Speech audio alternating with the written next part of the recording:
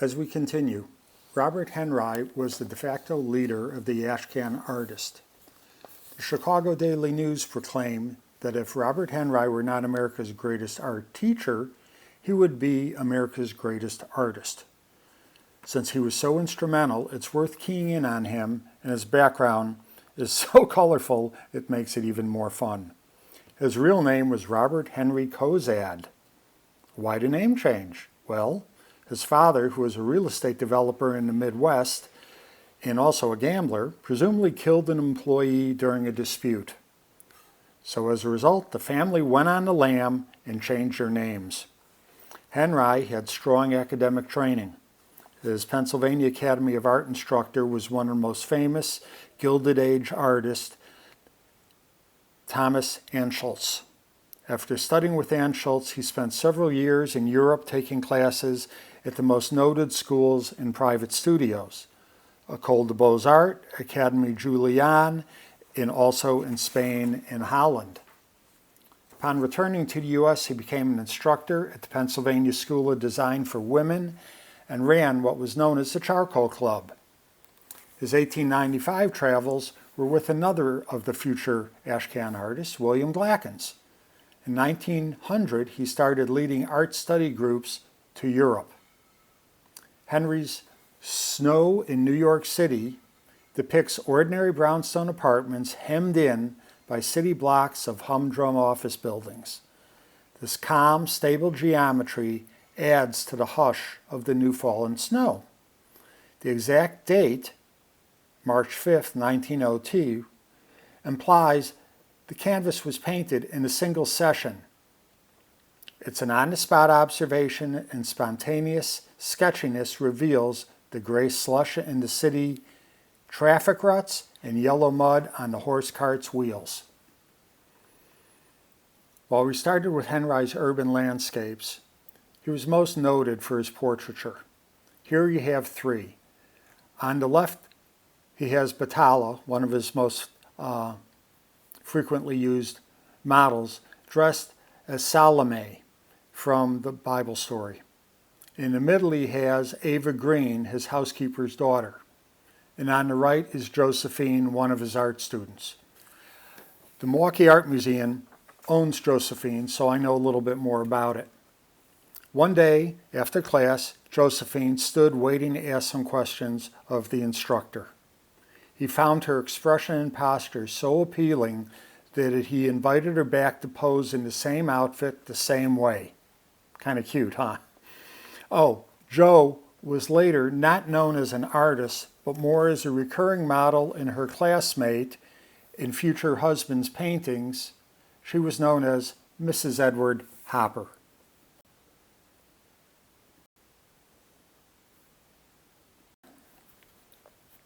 George Lukes captured the energy of New York, both on the street, as you saw earlier in his Hester Street work, and also inside. This 1910 boxing scene records the action moments after the big punch that helped Jack Johnson, the African-American, beat the great white hope, Jim Jeffries. I assume you all are boxing fans, so you know this from 110 years ago. What do you think? Did Lukes do this painting on site, or do you think he made sketches on site during the fight and then he composed the work later on? I would think we'd all agree that he captured the scene on site and then he finished the work off site. But I'll be curious if anyone thinks he did the whole thing in one sitting while the fight was going on. In addition to being an illustrator and a painter, Lukes was also successful as a cartoonist and a painter. Lukes drew the Yellow Kid comics for J. Pulitzer's New York World newspaper. The Hogan's Alley comic with the Yellow Kid as its lead character was created by a different artist for another newspaper. But when Mr. Pulitzer realized that the comic was not trademarked, he hired George Lukes to create a variant for his own newspaper. Not just the Yellow Kid is colorful. The wrestling scene above was probably from an unlicensed fight club bar. Lukes loved the fights, and unfortunately he was a brawler and a drinker too. He was found dead in an alley early one morning. The speculation is that he was beaten in a fight inside a speakeasy, and since such places were illegal during that time, his body may have been dragged outside, away from the bar, and left in the alley, as I said. Was all of New York gritty and worthy of the Ashcan label? Of course not. William Glackens was one of the newspaper illustrators who first connected with Robert Henry while in Philadelphia. He attended Henry's classes and informal charcoal club sessions. Glackens and Henry traveled together and studied in Europe on 2 occasions, 1895 to 96 and also around 1905. Glackens' European travels were not just about learning new skills.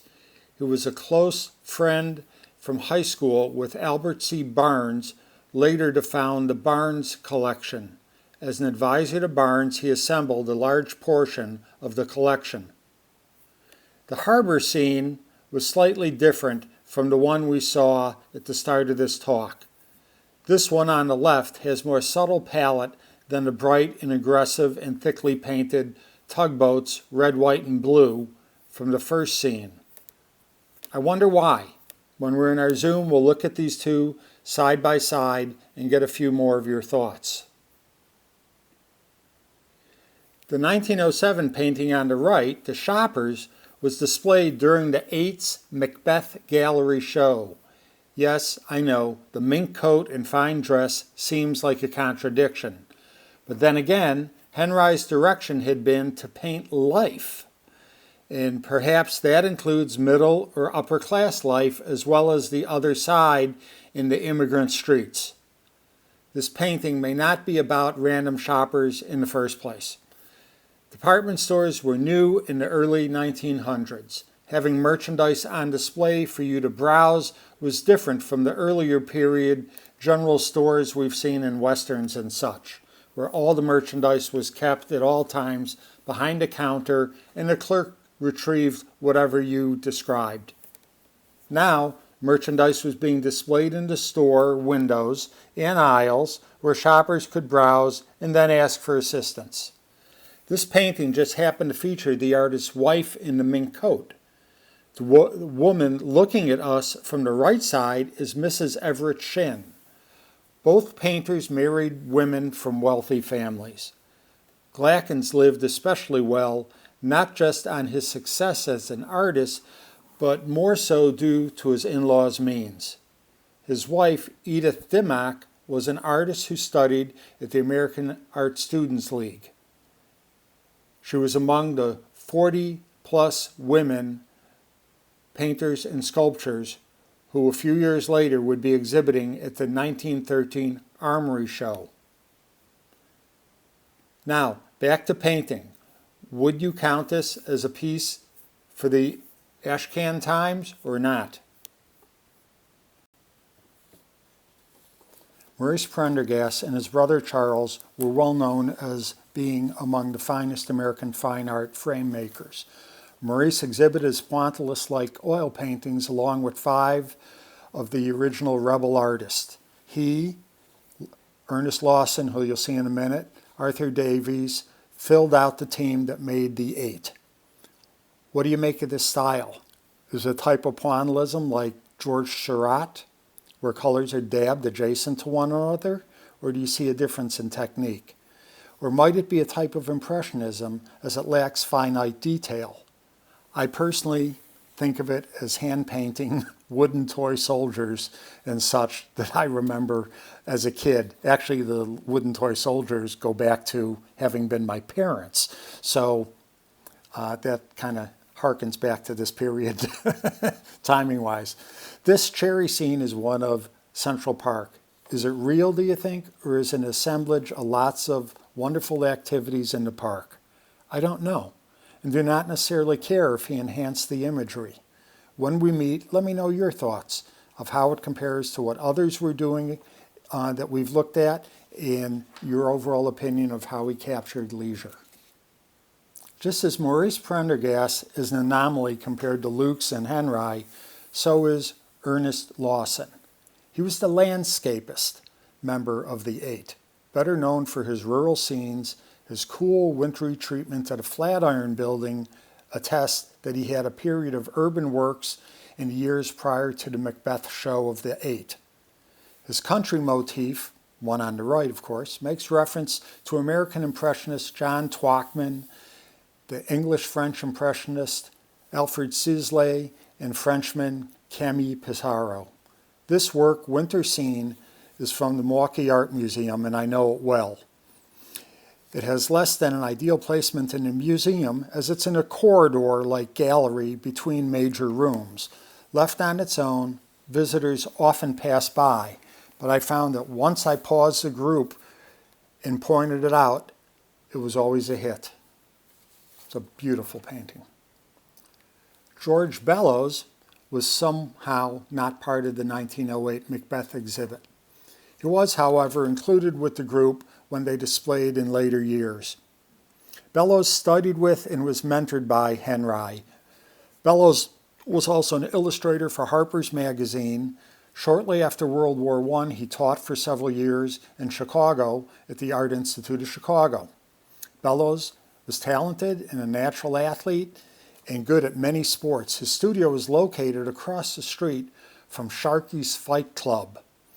Unlicensed boxing events were illegal. However, bars or sporting clubs could host matches among its quote-unquote members. That was a way around the law, so it allowed outside fighters, called stags, to have memberships good for the length of their fight. Would that count as inclusion? I don't think so. Arthur Davies was the oddest fit and probably the oddest person in the Eight. His fantasy-like works live somewhere between symbolism, realism, and surrealism. They in no way fall into the urban realist column. How did he end up in the Macbeth show? Macbeth was already having success selling his fantasy works prior to the 1908 show, so he packaged him in with the others. He was instrumental in planning the 1913 Armory show. The strange part about Davies is this part that's very colorful. He married a woman who, unbeknownst to him, had killed her first husband. But that's not even the interesting part. Davies maintained a second family for 25 years with a formal model using an assumed name, David Owens. Only after his death did this deception surface. How's that? Kill your husband? That doesn't even compare to what your husband does later. Gertrude Vanderbilt Whitney had purchased 4 works during the Macbeth Gallery show, and then in 1916 she commissioned Robert Henry to paint her portrait. This isn't exactly an Ashcan scene, is it? This work hung in her sculpting studio for years until she founded the Whitney American Art Museum in Greenwich Village, and then the piece moved there. In finishing, I'd like to draw our focus closer to the artists as mobile observers attempting to capture urban visuality, the overall gestalt of the neighborhood, the mixing of the people, the mixing of the cultures, the mixing of the whole density of the population, and all the socioeconomic activity that is related to that. Admirably, these artists produced a depth of works which chronicled urban life. But what were their motives? Did they live in the same neighborhoods they painted? We saw just a few minutes ago 2 of their wives in mink coats. These 2 scenes don't exactly warrant mink coats. In most cases, no. They, of course, lived in different neighborhoods away from the dense, ethnically divided neighborhoods. The term tourist observer is sometimes used for describing that type of participation as drop-in visitors. Even with their best intentions, the artists sometimes fell into portraying stereotypes of certain communities. Henry painted highly expressive, very respectfully rendered images of residents of the inner city. Here we have Dutch Joe from the Milwaukee Art Museum. Henright treated Joe with the same respect that he did Gloria Vanderbilt's mother on the preceding slide. Henright treated him with all that dignity. It's wonderful and it's heartwarming. Also maybe a little bit sugar-coated. He had the right intentions, but he was still criticized by many for embellishing on Joe's situation. In a similar vein, the photographer on the right, and I'll stop with the tangents after this, is the social reformer Jacob Riis. He was praised and questioned simultaneously. Riis' photos of the urban squalor were used to support political arguments. The disturbing images of children sleeping in the streets are powerful.